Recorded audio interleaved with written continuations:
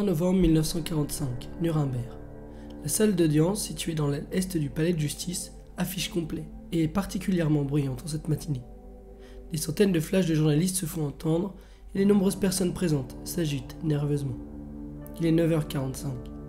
Un long silence se fait ressentir. Les juges, habillés avec leur traditionnelle robe noire, font leur entrée. La salle et le monde entier retiennent leur souffle. L'un des procès les plus emblématiques du XXe siècle vient de s'ouvrir et ce sont 22 hauts dignitaires nazis qui sont jugés pour leurs nombreux crimes. Durant le procès, et au moment d'évoquer la Shoah, un nom, alors inconnu du grand public, ressort, celui d'Adolf Eichmann. Cet homme, membre du parti nazi, haut fonctionnaire du Troisième Reich en tant qu'officier SS, est alors identifié comme l'architecte de la déportation des Juifs. Il a notamment participé à la conférence de Wannsee en janvier 1942, où s'est orchestrée la solution finale et la question juive. Adolf Eichmann apparaît alors comme le coordinateur et l'un des organisateurs principaux de l'identification, du rassemblement et de la déportation des Juifs de toute l'Europe jusqu'au camp de la mort. Il devient l'un des criminels nazis les plus recherchés. Mais depuis la fin de la guerre, la chute du Troisième Reich, le criminel s'est volatilisé. 1957, Buenos Aires. Deux jeunes adolescents virevoltent par une chaude après-midi. Sylvia et Nicolas se sont rencontrés récemment et commencent à s'apprécier.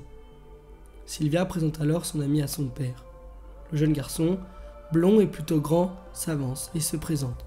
« Je m'appelle Nicolas Eichmann », lui dit-il. Eichmann. Ce nom, Lothar Hermann l'a déjà entendu quelque part. Cet ancien rescapé des camps de la mort va alors prévenir Fritz Bauer qu'un garçon portant le nom d'un célèbre nazi se trouve à Buenos Aires. Le procureur allemand fait rapidement le lien avec les informations qu'il a récoltées depuis de nombreuses années. N'ayant que très peu confiance dans les services de renseignement de son pays, il préfère se rendre en Israël. Les services secrets israéliens envoient des agents et après 2 ans d'enquête, de photos, de planques et de filatures, ils en sont convaincus.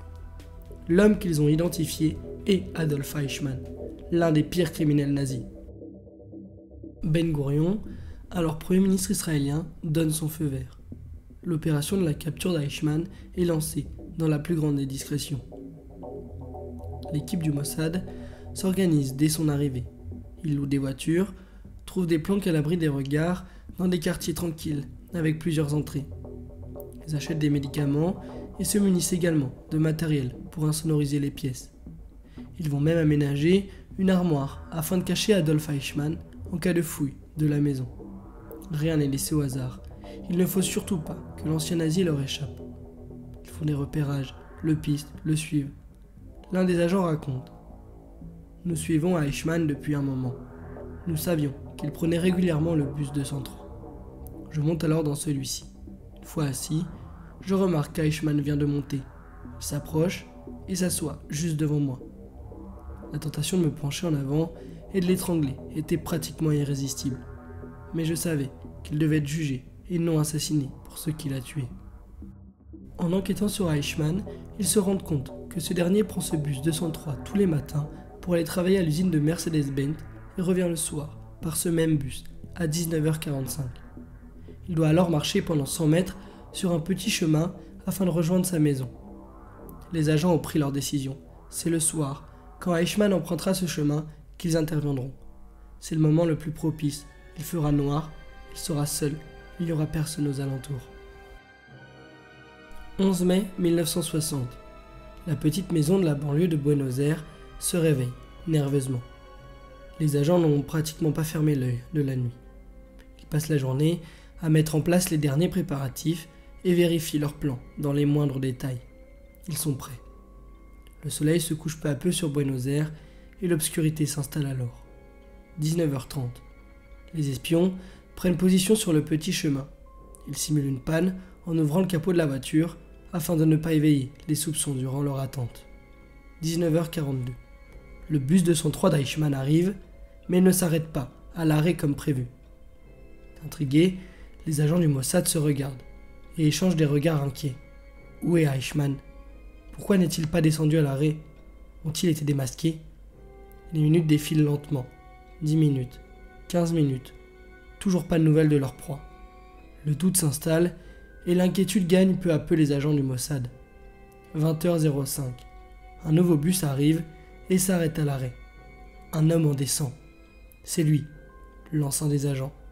Ces derniers se mettent alors en place. L'homme, éclairé par la faible lumière d'un lampadaire, avance et se rapproche. L'un des espions s'avance prudemment vers lui et lui dit la seule phrase qu'il connaît en espagnol. Leurs regards se croisent et l'agent lui saute dessus, l'attrape et le fait tomber dans le caniveau à côté. Eichmann se débat et laisse échapper un cri. Ils finissent par le maîtriser à deux et le font monter dans la voiture avant de s'éclipser rapidement et de disparaître dans le noir. Un agent lui crie alors en allemand « Ne bougez pas, il vous arrivera rien, si vous vous débattez, nous vous abattrons. » Aucune réponse. L'agent continue. « Vous comprenez ?» dit-il en allemand. Aucune réponse. L'agent se lance alors en espagnol. « Quelle langue parlez-vous » Toujours aucune réaction.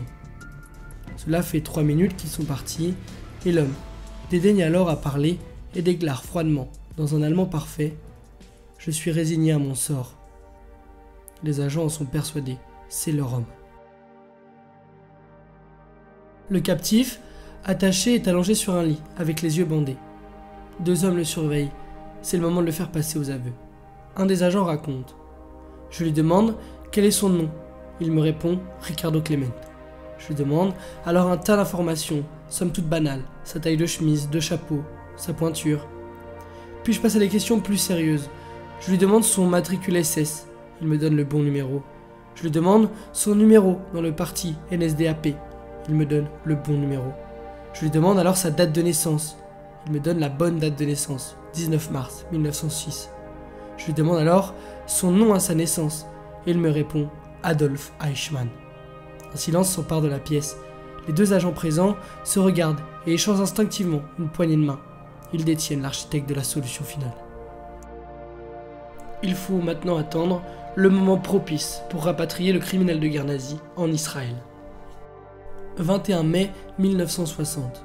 L'Argentine fête l'indépendance de son pays et invite de nombreuses délégations étrangères. L'occasion est trop belle et les Israéliens envoient un avion à Buenos Aires avec des diplomates à bord.